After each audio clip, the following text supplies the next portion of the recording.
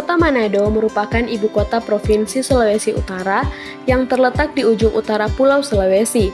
Manado menjadi gerbang utama Indonesia bagian timur untuk akses ke negara-negara Asia Timur dan Pasifik. Kota Manado dilalui oleh jalur pelayaran internasional yang menghubungkan Indonesia dengan Filipina, Jepang, dan Australia. Kota Manado memiliki bandar udara internasional Samratulangi yang melayani penerbangan domestik dan internasional. Kota Manado merupakan pusat perdagangan dan jasa di kawasan Sulawesi Utara, memiliki potensi besar di sektor pariwisata dan perekonomian. Kawasan strategis merupakan wilayah yang telah berkembang atau potensial untuk dikembangkan karena memiliki keunggulan sumber daya dan geografis yang dapat menggerakkan pertumbuhan ekonomi wilayah sekitarnya. Kecamatan Mapanget adalah salah satu kecamatan yang berada di Kota Manado dan merupakan kecamatan terluas dengan luas 157,26 km persegi. Dalam perkembangannya, Kecamatan Mapanget menjadi salah satu wilayah yang dapat diunggulkan untuk mendukung perekonomian wilayah yang lainnya. Berdasarkan Peraturan Daerah Kota Manado Nomor 1 Tahun 2023 tentang Rencana Tata Ruang Wilayah Kota Manado tahun 2023 sampai 2042 mengenai strategi pengembangan pusat-pusat pelayanan yang berjenjang untuk mendukung perkembangan perdagangan dan jasa serta kepariwisataan yang berkelanjutan dengan mengembangkan pusat pelayanan baru di Kecamatan Mapanget sebagai pusat pertumbuhan ekonomi kota berbasis sektor produktif untuk menunjang pengembangan perdagangan dan jasa serta kepariwisataan. Kegiatan perdagangan dan jasa memiliki kaitan yang sangat erat dengan perkembangan suatu kota. Yang menjadi wilayah perencanaan adalah Kelurahan Keragi 1 dan Keragi 2, di mana wilayah ini merupakan wilayah yang perkembangannya cenderung pesat di Kecamatan Mapanget ini, dengan tersedianya sarana perdagangan jasa yang mendukung strategi pengembangan pusat pelayanan perdagangan dan jasa di Kecamatan Mapanget. Namun, dalam RPJPD Kota Manado menyebutkan bahwa Kelurahan Keragi 1 termasuk dalam kawasan rawan banjir, dan dalam SK Wali Kota Kota Manado tahun 2021 menyebutkan bahwa terdapat pemukiman kumuh di Kelurahan Keragi 2. Oleh karena itu, diperlukan perencanaan detail untuk kebijakan pengembangan kawasan perkotaan untuk mempertimbangkan keseimbangan serta pelestarian lingkungan sesuai dengan tingkat pengembangan kecamatan di kawasan Mapanget. Wilayah perencanaan pertama yaitu Kelurahan Keragi 1. Kelurahan Keragi 1 ini terdiri dari 6 lingkungan dengan luas wilayah seluas 337,62 hektar. Dengan batas wilayah, di sebelah utara berbatasan dengan Kelurahan Keragi 2, di sebelah selatan berbatasan dengan Kecamatan Pal 2, di sebelah timur berbatasan dengan Kabupaten Minahasa Utara, dan di sebelah barat berbatasan dengan Kecamatan Singkil. Wilayah perencanaan selanjutnya yaitu Kelurahan Keragi 2, di mana kelurahan ini terdiri dari 11 lingkungan dengan luas wilayah seluas 457,975 hektar.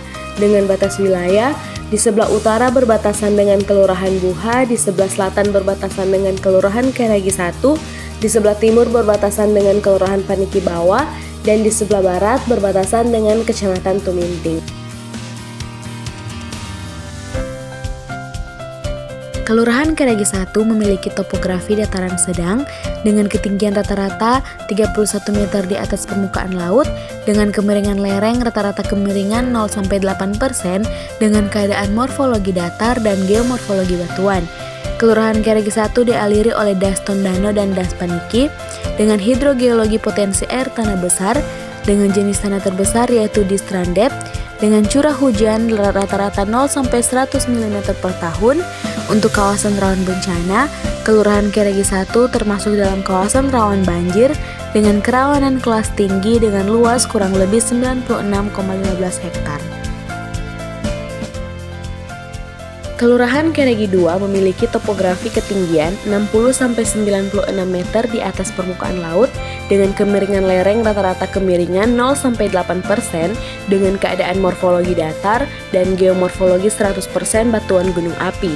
Kelurahan Keragi 2 dialiri oleh Das Tondano dan Das Paniki dengan hidrogeologi potensi air tanah besar dengan jenis tanah terbesar yaitu di Strandep dengan curah hujan 0-100 mm, dan untuk kawasan rawan bencana, Kelurahan Keregi 2 termasuk dalam kawasan rawan longsor dengan kerawanan kelas tinggi seluas 195 hektar, kurang lebih 42% dari luas kelurahan ini. Penggunaan lahan di Kelurahan Keregi 1 didominasi oleh lahan perkebunan dengan luas 198 hektar. Untuk persebaran perumahan terencana, terdapat 3 perumahan, yaitu Perum Holi Lestari, Perum Ade, dan Perum Wenang 2. Untuk fungsi bangunan, terdapat 2 fungsi, yaitu hunian dan campuran. Untuk bangunan campuran terdiri dari sarana kesehatan, pemerintahan, pendidikan, perdagangan dan jasa, peribadatan, dan industri pergudangan. Selanjutnya, ketinggian bangunan, terdapat bangunan 1 lantai, 2 lantai, dan 3 lantai.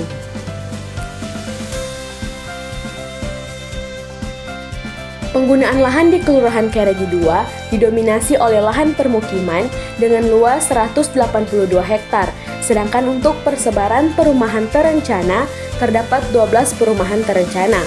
Selanjutnya untuk fungsi bangunan, di Kelurahan Keregi 2 ini terdapat 2 fungsi bangunan, yaitu fungsi hunian dan fungsi campuran. Untuk bangunan campuran, terdiri dari sarana kesehatan, pemerintahan, pendidikan, perdagangan dan jasa, peribadatan, perkantoran, dan industri pergudangan. Selanjutnya, ketinggian bangunan di Kelurahan Keregi 2 ini terdapat bangunan 1 lantai, 2 lantai, 3 lantai, dan di atas 3 lantai. Selanjutnya, rencana struktur ruang Kelurahan Keregi 1. Yang pertama ada rencana pusat pelayanan, yaitu ada pusat pelayanan kelurahan atau PPK yang berada di lingkungan 1, 2, dan 6 sebagai pusat pelayanan perkantoran, fasilitas umum, dan fasilitas sosial. Kedua, ada sub-pusat pelayanan kelurahan atau SPPK yang berpusat di lingkungan 3 sebagai pusat pelayanan umum, perdagangan dan jasa, dan industri. Selanjutnya ada pusat pelayanan lingkungan atau PPL yang berpusat di lingkungan 4 dan 5 sebagai pusat pelayanan umum. Selanjutnya ada rencana jaringan jalan di mana dibutuhkan perencanaan perbaikan jalan lingkungan di lingkungan 1 dan 2. Lalu ada rencana jalur pedestrian, yaitu perencanaan jalur pejalan kaki ramah difabel. Selanjutnya ada rencana jaringan drainase, di mana ada pola penanganan drainase perkotaan. Lalu juga ada perencanaan drainase yang ramah lingkungan. Selanjutnya ada rencana jaringan air bersih, di mana ada perencanaan jaringan pipa air bersih yang bersumber dari PDAM. Lalu ada rencana prasarana persampahan, yaitu perencanaan TPS 3R. Lalu ada rencana utilitas jaringan listrik. Ada rencana utilitas jaringan telekomunikasi, yaitu perencanaan menara tower jaringan 5G.